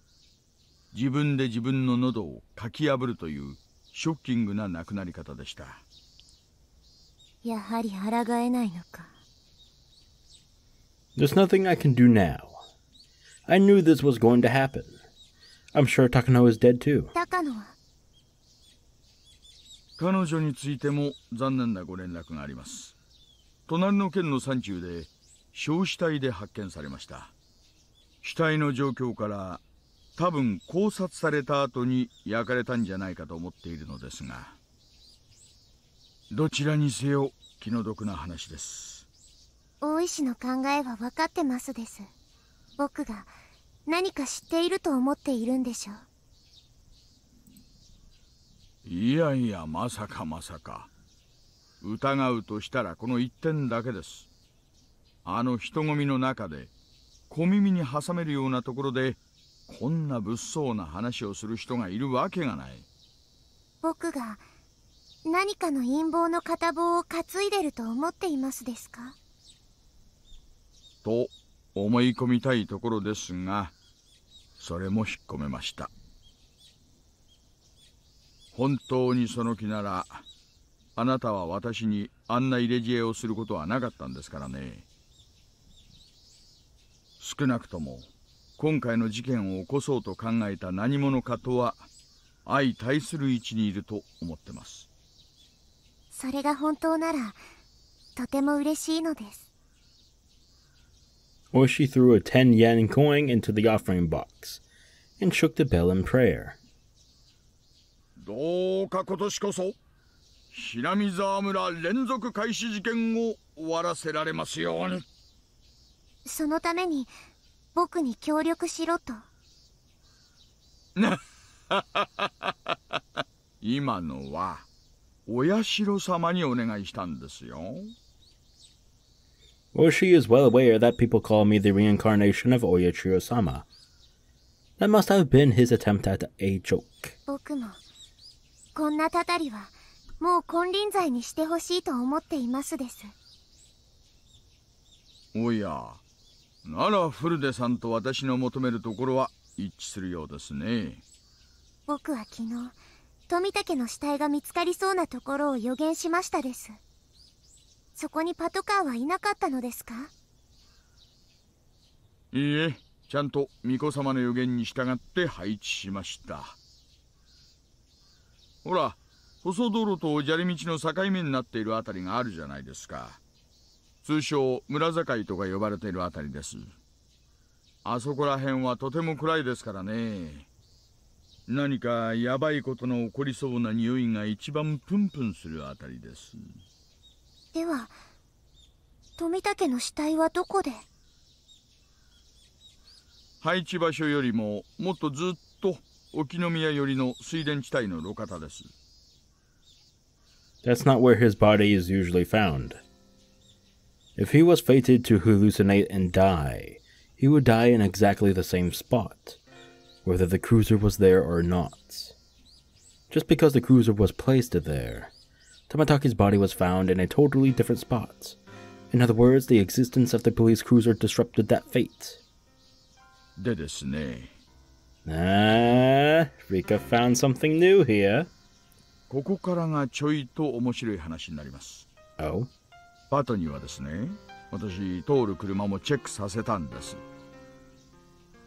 そしたら高野の車が祭りの終わった後、沖宮方向へ通過したんですよ。Shit. Well. Takano lives in Okonomiya. It wouldn't be strange for her to head back home after the festival. ただ、乗ってたのは一人だったんです。富武は乗っていなかった。富武はHinamizawaにはいつも自転車で来ますから。なら自転車をトランクに積んで車に乗せてもらうのが普通じゃありませんか。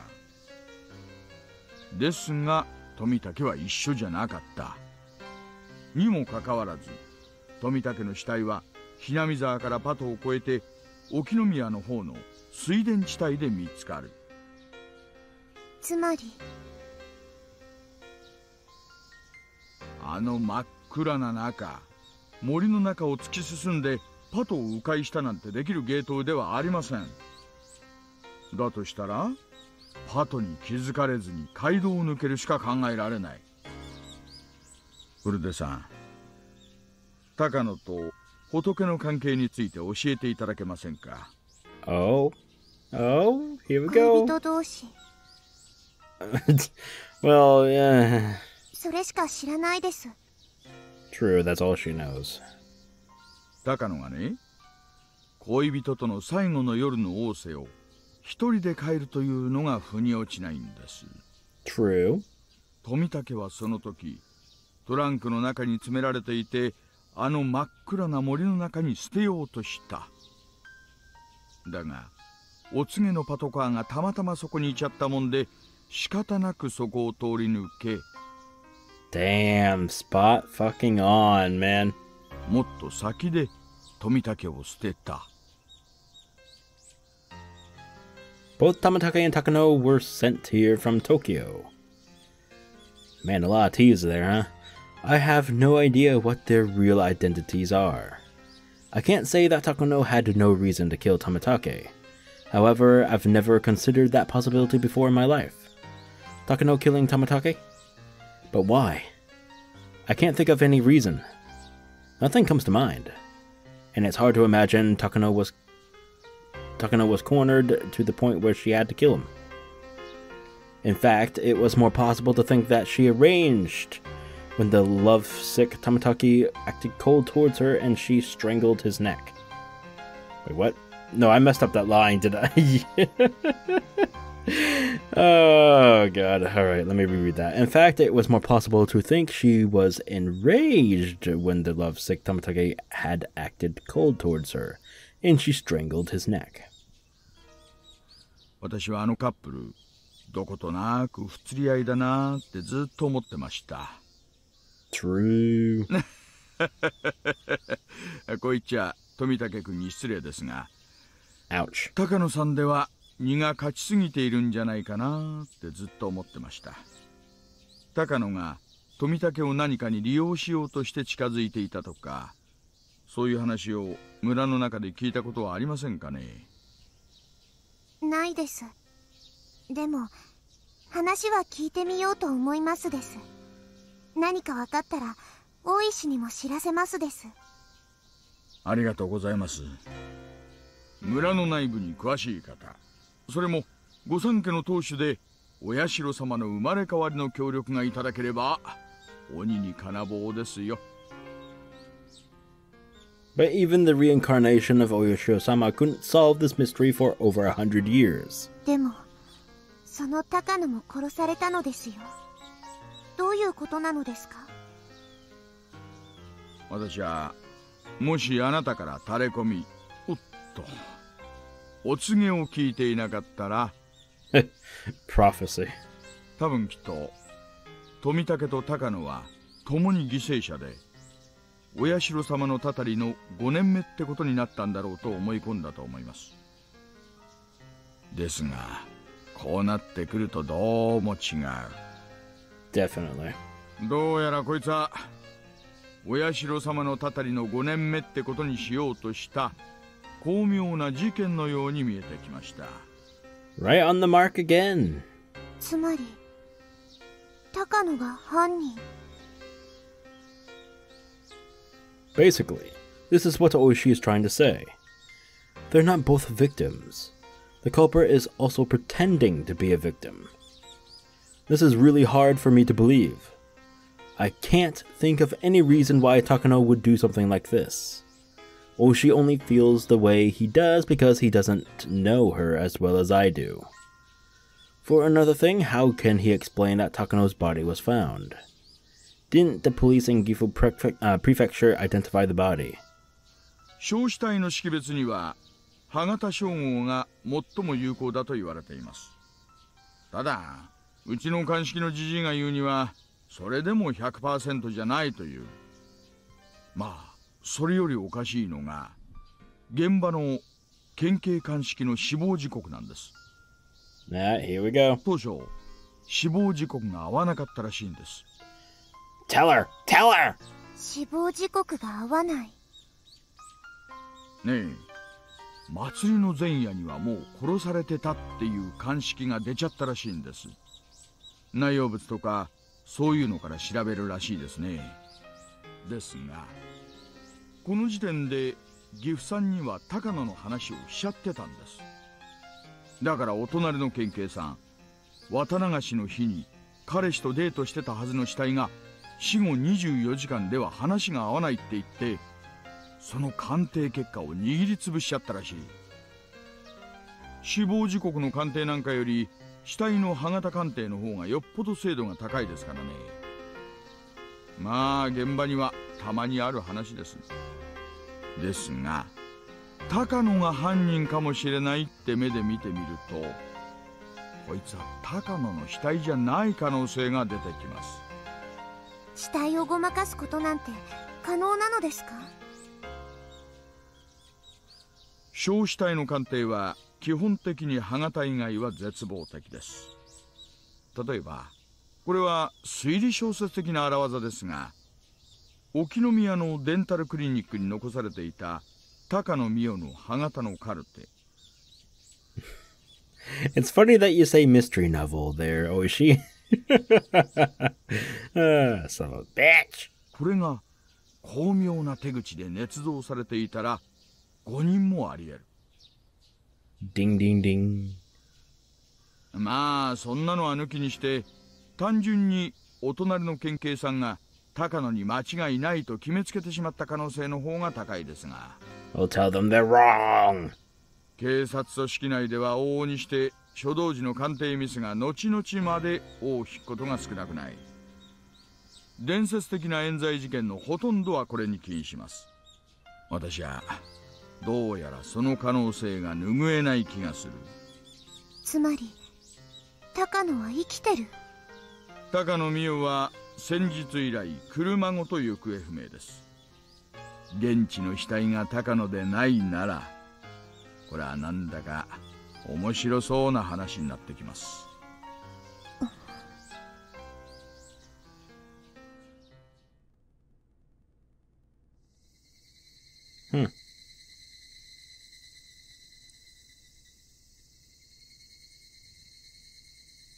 Eri had already heard about the deaths of Tomitake and Takano. It seemed like both the clinic and the office in Tokyo had flown into a panic over it. It's funny how they make such a big fuss about their own people when they don't care about what happens to other people's lives if it would get in the way of their research. Takano's subordinate. Ah, goddammit, I feared this son of a bitch. Alright, I'm gonna butcher the hell of it. Okanogi. Was in the room. Okay, I'm just gonna pronounce it as this, and only this. I don't care if it's wrong or right. Okanogi is the leader of the mountain dogs. I came here to make sure he's still willing to protect me. Based on past experience, they tend to lose interest in protecting me after Takano dies. Wait, what do you mean? Wait, what? Based on past experience, they tend to lose interest in protecting me after Takano dies.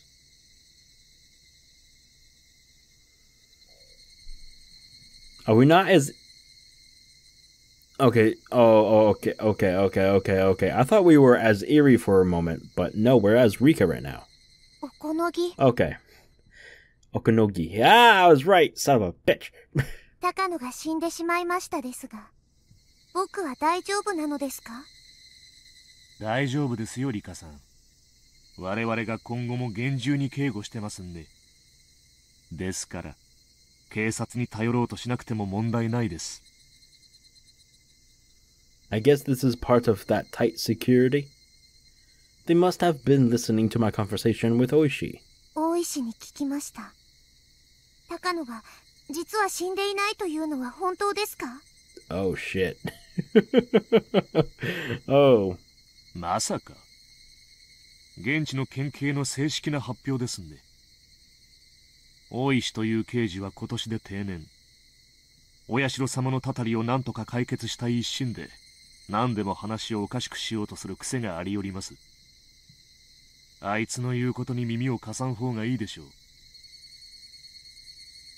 Well, he's not wrong. This year is Oshi's last chance. Because he's so desperate, he's developed a bad habit of listening to every rumor he hears. では、おこのぎはこの事件をどう見ていますですか？現在、上が調査してますんで、いい加減なことは言えません。殺された二人の関係を知る以上、内部犯行の可能性が極めて高いっちゅんは間違いないんじゃないかと。I glanced over at Eri as I listened to Okanogi speak. It seemed that whoever he was talking to over the phone was accusing him of killing them. Eri was frantically trying to prove his innocence. Soon enough, he hung up the phone. Eri looked upset that he was under suspicion after working so hard for the organization. ああ、リカさん、すみませんね。だいぶお待たせして。入江も大変なことになったようなのです。お聞きになった通りです。富武さんたちの死は何かの陰謀による可能性が非常に高いです。そして東京はその黒幕が私であると思っているようです。まったくどうしてそういう方向になるのか大いに疑問です。I rarely ever saw Eri get so emotional. He must be feeling as though all his effort is being repaid with injustice. However, it's a fact that Eri was trying to fight against the budget cuts and downsizing of his research team. Tokyo was thinking that could be his motive for killing them. In any case, everyone in the organization is suspicious. リカさんの心配は分かってます。高野さんたちを殺した何者かが次にあなたを狙わないとは限らないですからね。東京もそこは特に気にしていました。山犬にもあなたの警護体制を最高にするよう命令が来ています。ご安心してくださいね。それが聞ければ僕は少し安心なのです。This was the first time the mountain dogs had ever tightened up my security. They usually become so busy keeping tabs on Eri after Tamatake and Takano's deaths that they end up ignoring me. Even though they're dead, I'm still in a pretty favorable situation. 高野たちを殺した犯人に心当たりはないのですか？東京の皆さんも調べられています。状況を見る限り内部事情に精通した人間の仕業です。どうやら真っ先に疑われたのは私のようです。富武にああいう死に方をさせられるのは入江だけなのです。そんなことはありません。おそらく東京の方も H17 さんの話をしているのでしょうが。Wait, let me see something. You're the only one who could kill Tamatake like that. I like how she only mentions Tamatake and not Takano. I wonder if she's scheming a little something. Huh. あれは危険な目的での研究が中止されたとき、すべて破棄されたはずです。あんなことは不可能だ。ですが所長、こういうことが起こってしまった以上、東京は疑わざるを得ません。それに、富武氏には予防薬があらかじめ与えられていたはず。にもかかわらず発症したんです。天文学的低確率で起こった偶然だとしか言えません。とにかく、絶対そんなことはありえないんです。Eri is usually a very calm person, but once the people in Tokyo start suspecting him, he often loses his mind. 高野が犯人ということはありませんですか？ Oh shit. Oh shit. Oh, this is gonna stir things up here. 高野なら内部の人間です。高野さんがまさか。But as he spoke, Eri also started to realize that everything could be explained if Takano was the culprit. But I don't know how to persuade him that it's the truth. More than anything, people want to hear a motive. Not who did something, but why. Knowing that probably isn't as important as it sounds. After all, you never know the motive unless the suspect talks. Guessing about the motive is just a waste of time. In other words, it's stupid to assume that Takano isn't the culprit just because I don't know what her motive is. リカさん、確証もないことを言っちゃいけませんね。あれだけ親切にしてくれたんじゃないんですか？それを疑っちゃ悪いですね。Upon hearing me be ungrateful towards his boss, Okinogi flashed me an unpleasant smile. It's true that Takano was very nice to me. It might be disrespectful of me to suspect her. However, I still can't trust her completely yet. Perhaps I've developed the same bad habit as Oishi. Am I believing every crazy theory I hear just because I'm desperate to escape from my fates? とにかく、私たちの身近で何か良くないことが起こりつつあるのは間違いありません。用心するに越したことはないでしょう。ご心配なく、所長に対する警護体制も最高にするよう命令を受けておりますね。Eri smiled bitterly. For him, their protection wouldn't be too different from stalking. リカさんも警察には不用意なことを喋らないようにお願いします。分かってると思いますが、場合によっては機密保持のため、厄介なことになるかもしれませんので。He was implying that he'd have to kill anyone I talked to. This isn't the first time they'd warned me about this. It's just, what if Takano really is the culprit? If she is, then Okonogi is almost certainly involved too. Then it makes sense that he wouldn't want me to suspect Takano. But that would be horrifying. If Takano was my enemy, then the mountain dogs were too. This whole clinic is a lion's den. Eri is just a researcher, so he probably wouldn't know what's really going on. The more I thought about it, the more confused I got. Why would Takano do something like this? I thought I'd just convinced myself that the motive shouldn't even matter, but I can't stop thinking about it. Is Takano really behind it all? Am I going as crazy as Oishi just because of how badly I want to solve this mystery? Perhaps the mountain dogs are more like wolves looking after a flock of sheep. I've lived for over 100 years. I never once found out who killed me, and I stayed close to the Eri Institute so that they'd protect me. What if that was my big mistake? Well, I'm sure that Eri has no bad intentions. In many lives, I've got to see just how genuine his feelings are. I can trust him. However, he's not really reliable. Okonogi glanced over at me. He smiled and told me not to worry, but I noticed an evil glint in his eyes.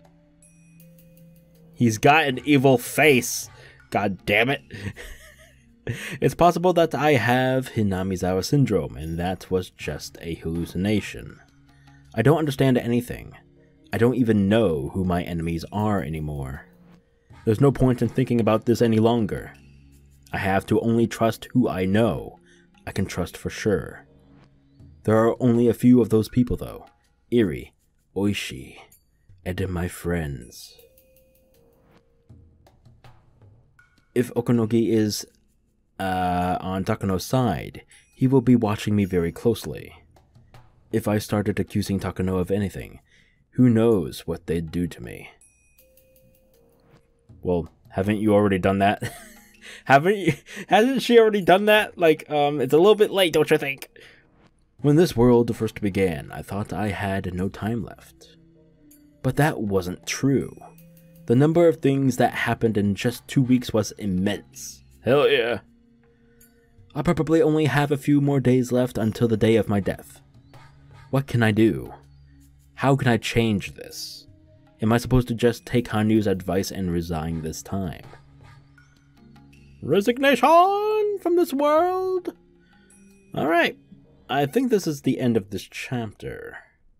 Because we've been going for quite some time. Tip. Tip. No, it's an... Oh my god! Intermission screen? Really? Damn.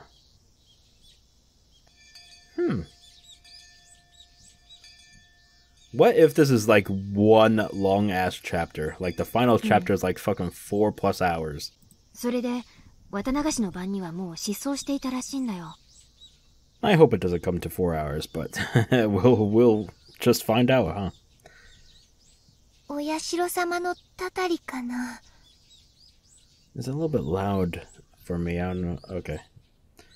I think I'm good. Alright. さすがに5年も連続すると薄気味悪いよな。Hinamizawa is a small village. Rumors spread fast here. Besides, she's Mion Sonozaki. She would have found out about this yesterday, even if the police were trying to hide it. My friends were all talking about the mysterious death of Tamatake and the disappearance of Takano. People in this village are very superstitious. No matter what happens, they conclude that everything in the curse of the Oyashiro-sama. The past incidents don't matter to me either way. All I'm interested in is this current one. The culprit of this case will probably kill me too. 2 days have passed since Watanagashi. Today is Tuesday, June 21st, 1983. Okay, that's the first time we get an actual date. All right. At the earliest, I'll get killed on the night of the 22nd. Oh, well, shit. That is tomorrow night. The day of my death is always different. I always end up getting killed, but the day when it happens varies. I guess the culprit has their own reasons for that. There's only one thing I'm sure about. Based on my experiences, I'll live for sure until tomorrow night. Until then, I'll have to live with the fear of getting murdered at any moment. Still, there's no real reason to be afraid.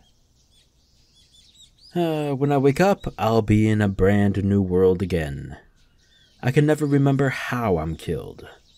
That's why I'm not that afraid of the killing itself. I'm just frustrated that my life is about to... Wait, what? I'm just frustrated that my life is about repeating the same things over and over like a broken record. However, at present I'm frustrated. My classmates just expect that their peaceful days will continue forever. But I couldn't feel that way. I feel frustrated and full of sorrow, as I really don't want to die. 明日の夜ですが、リカは悔いがありませんですか？バカ。ないわけないでしょ。Hanyu was trying to warn me that I might get killed tomorrow night. As though she already knew it was going to happen for sure. リカはとてもよく頑張りました。そして今年の綿流しは僕が生きてきた中でも一番の楽しいお祭りでした。それはリカもだったのではないですか？ It was fun. It really was fun. Satoko had band-aids all over her face, but everyone was there together, and we kicked up a storm. I want this world to continue forever. I can't accept that. This world is going to end tomorrow at the earliest, and within 1 or 2 weeks at the latest. Oh shit, really? Damn. また次の世界でもきっと楽しくできますのですよ。この世界はもう終わりなの。こんなにも楽しい世界なのに、もう終わりなの。All of my friends are alive and happy. Keiichi doesn't feel alone, and Rena's family is happy too. Mion and Shion are getting along, as well as Shion and Satoko. The issue of Satoko's uncle is resolved, and she's no longer treated coldly by the other villagers. This is the best world I've ever experienced. But this world is going to end. リカ、僕たちは特別な存在なのに、リカは自分のことを普通の人間として考えすぎなのです。楽しいパーティーがいつまでも続けばいいのにと子供の誰もが願う。でもいつかパーティーはお開きになりますのです。だから子供たちは楽しい瞬間をどうか永遠に続いてほしいと願うのです。でもだからといって終わったパーティーを嘆くことはない。眠ればまた明日の朝になる。そしてまたいろいろと楽しいことが起こるのです。パーティーが終われば消えてしまうシンデレラなんかいない。私の生への固執をそんな風に例えられるなんて知らなかったわ。今のリカはパーティーから帰りたくないと泣いて椅子にしがみつく子供と同じなのです。どうして泣いたり悲しんだりする必要が？またパーティーはやってきます。リカは死を越すことを未だに忌み嫌っているけれど、僕たちにとっては一眠りのまたぎだというのに。羽生は昭和58年の6月より先に何があるのか見たくないの？見たくないと言えば嘘になりますです。でもそれに固執して裏切られ傷ついてゆくリカの方が心配なのです。リカには分かってない。気の遠くなるほどの長い時間を誰とも会話することができず、楽しい祭りもじっと眺めているだけ。子供たちの遊ぶ輪を横で眺めていることしかできない悲しさなんてわからない。誰にも私の姿が見えない。誰にも私の声が届かないし、誰も私に話しかけてはくれない。そんな辛さや悲しさがリカに想像つきますのですか？その中でやっと出会えたリカなのです。僕はリカがいなかったら生きていけない。でもリカのように死ねもしないのです。僕は時の果てまで一人ぼっちで生きていかなくてはならない。新しいあなたが現れるまでずっと膝を抱いて一人で過ごしていかなくてはならない。僕はそんなのは嫌なのです。絶対に嫌なのです。羽生。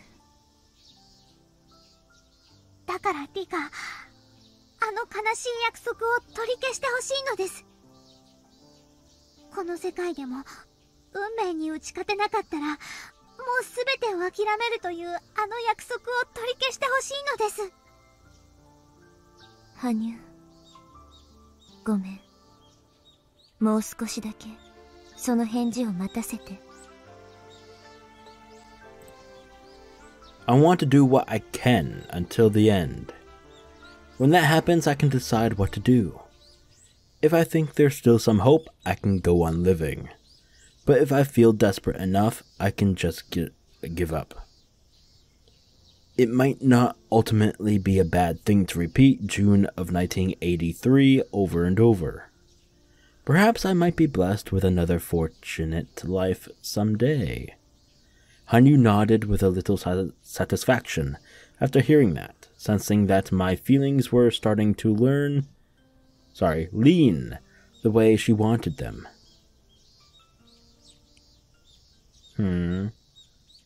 どうしたよ、レナ。リカちゃんをお持ち帰りする算段でもしてるのか？ねえ、ケイイチくん。リカちゃんに元気がないとは思わないかな？どうだろうな。奉納演舞の疲れが抜けないんじゃないのか？ Rika-chan was sitting all by herself, wearing a sad expression. I'd said she might still be tired from the festival, but that wasn't really how it looked. さとこちゃんが解放されて踊り上がってもいいくらいなのに、なんだか昨日からリカちゃんの様子がおかしいように思うの。悩み事でもあるんじゃないかな。てっぺの件は完全に決着したはずだろ。リカちゃんが悩むような問題は何もないはずだぜ。We'd thought Satoko and Rika-chan might not be able to live together if they found a new guardian for Satoko. But that problem is almost solved. Either the Sonozaki family or the Kimiyoshi family will become her guardian. Mayor Kimiyoshi is already Rika's guardian. If the Sonozaki family gets custody, Satoko will officially become Shion's little sister. Aww. Anyway, I had no idea why Rika-chan was acting so upset. こういう時は声をかけてみるのが一番じゃねえのか？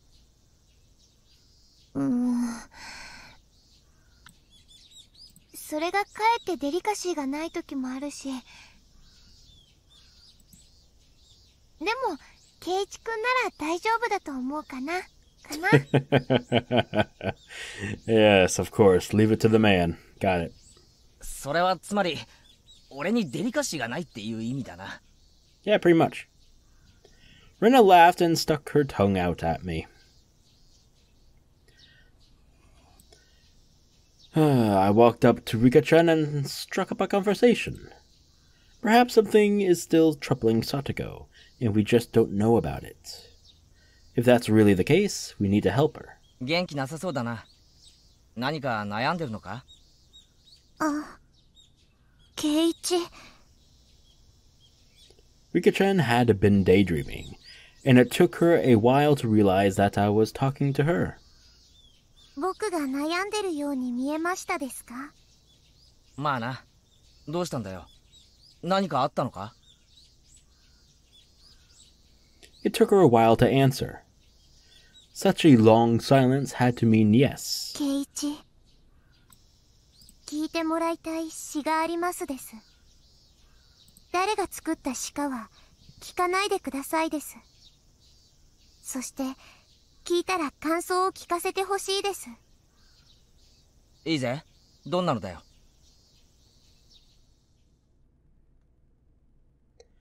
Rika-chan closed her eyes and recited the short poem.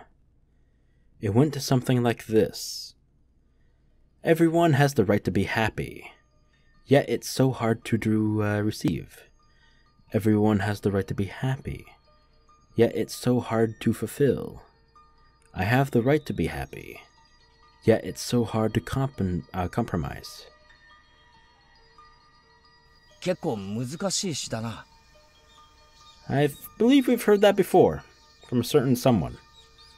Well, not heard, but we read it somewheres. それはリカちゃんが作ったのか？って聞くのはなしなんだったな。なしです。ケイイチはこの詩を聞いてどんな感想を持ちましたですか？ Everyone has the right to be happy. Yet, it's so hard to receive. I understand that. Everyone does have the right to be happy. But that doesn't mean that everyone can receive that happiness. Everyone has the right to be happy. Yet, it's so hard to fulfill. This one is a little harder to understand, but exercising that right probably refers to the process of finding happiness. Everyone has the right to work hard for their happiness. But it's not that easy for that work to bear fruit. I have the right to be happy, yet it's so hard to compromise. I guess she's trying to talk about compromising your happiness? There's no limit to human desires. You can never stop wanting more. That's why people need to make compromises on their happiness. At least that's how I understand it. If she was trying to say that we should be satisfied with what we have, it sounds like a positive statement. But there's also a negative tone to the way it's presented. この詩は多分詩を作った人の心情を表しているものだと思う。僕もそうだと思いますです。それで感想はいかがですか？ She wouldn't admit it. But I'm sure Rika-chan is the one who made that poem, and it's reflecting on how she's feeling. I'm not that smart, but even I can understand that. 悲しい歌だなって思った。悲しいですか？最初の2つはわかる。幸せに過ごす権利は誰にだってあるが、だからといって誰でも簡単に幸せになれるわけじゃないもんな。そういう厳しさを歌ったものだと思う。でも最後の一つは毛色が違う。妥協ってのは諦めるって意味だ。この詩の私は幸せになることを諦めて今を妥協して幸せだと思い込もうとしてるんだ。幸せだと思い込もうとしているですか？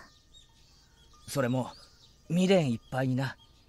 誰だって努力さえすればきっと幸せになれるのに、自分だけはそれが絶対届かないと分かっている。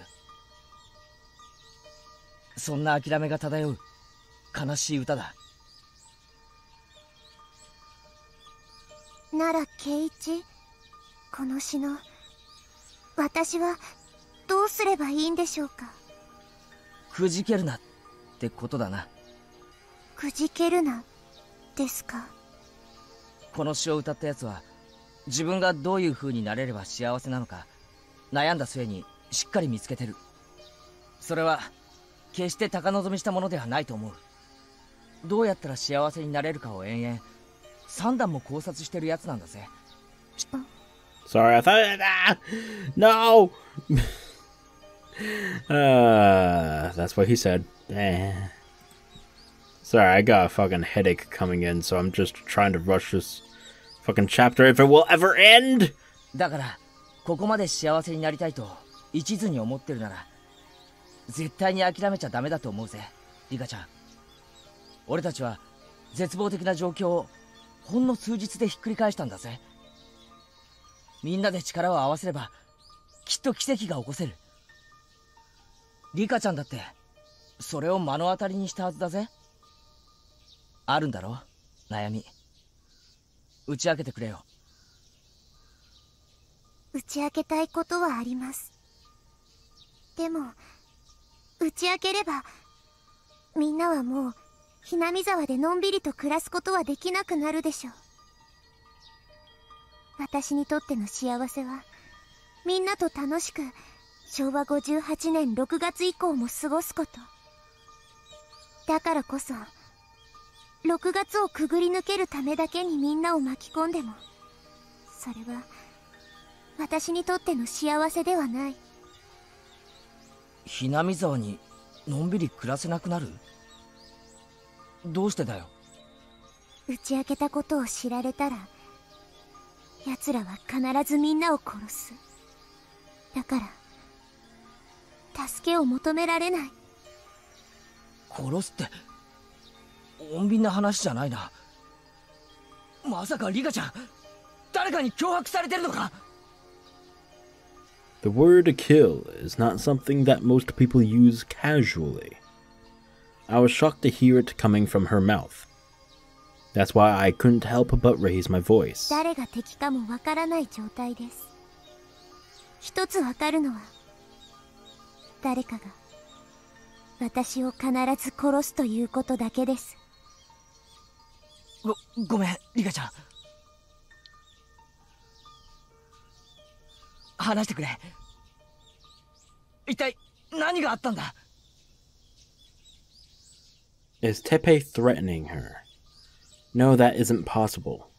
The police arrested him, and besides that, the Sonozaka family told him to never come back to the village. There's no way he could contact Rika-chan in order to threaten her. And even if that somehow was the case, Rika-chan could just talk to Mion, and everything would be taken care of. But based on her expression, it seemed like this was way deeper than that. ごめんなさいです。これ以上言えばきっと巻き込みますです。圭一たちが巻き込まれれば仮に6月を超えられてもそれは私の望む世界じゃない。だから打ち明けられないのです。それが多分私が望む幸せに対し妥協しないということなのだと思いますです。リカちゃんがさっきから何を言ってるのかさっぱりだが、リカちゃんのその言い方、先日までのサトコにそっくりだぜ。サトコに？ああ、耐えることが美徳だと勘違いして戦う勇気を忘れてる。そういう風に聞こえるな。電話でサトコに戦う勇気を奮い起こせと劇を飛ばしたリカちゃんらしくもないぜ。Right. My words had clearly hurt Rika-chan's feelings. She bit her lip and went quiet for a while, for a moment. 巻き込まれれば圭一たちもきっと殺されますですよ。殺されるのはごめんだな。でもよ、放っておけばリカちゃんは必ず殺されるんだろ。だったら俺もリカちゃんのいない未来なんてごめんだな。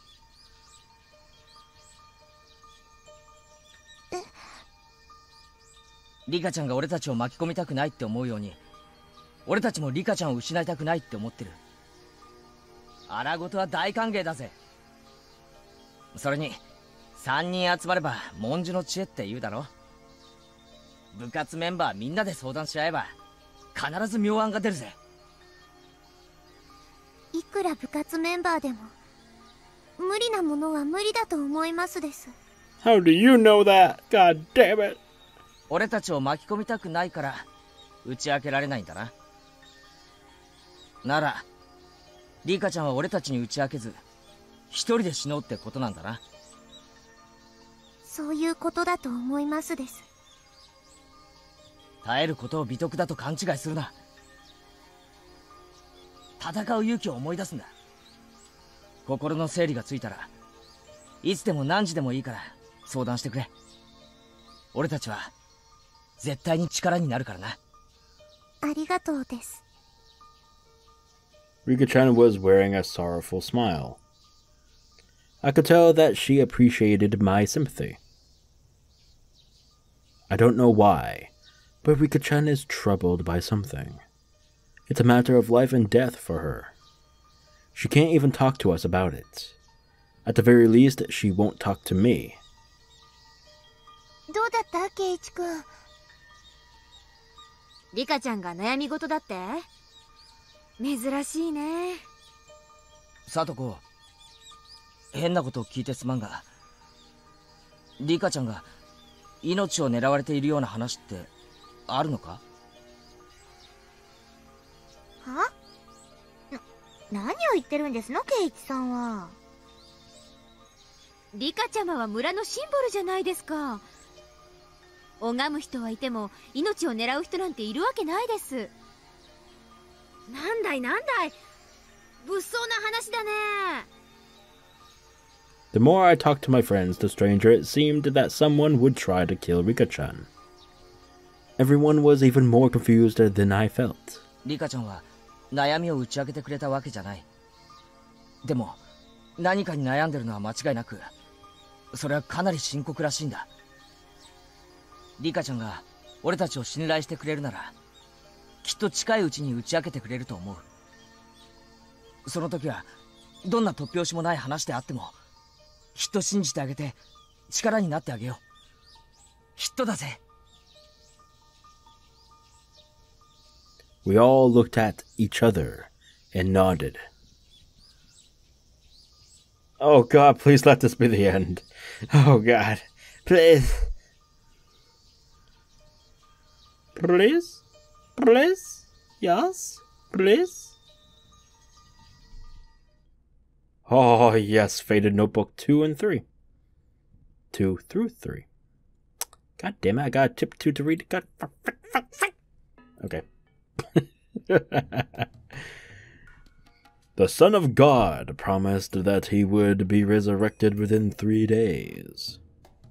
Sinful men guarded his grave to make sure he would not wake up, but that was foolish of them.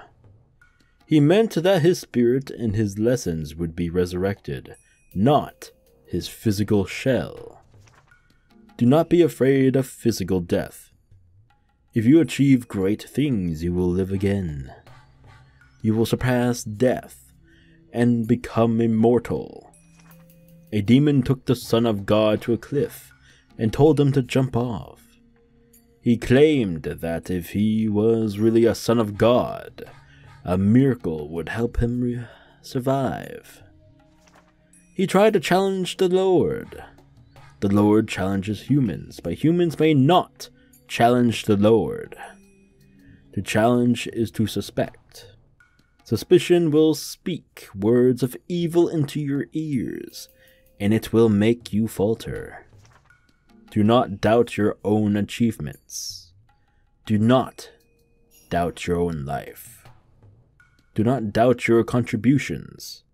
Do not let others criticize your achievements. That is the same as doubting your own life.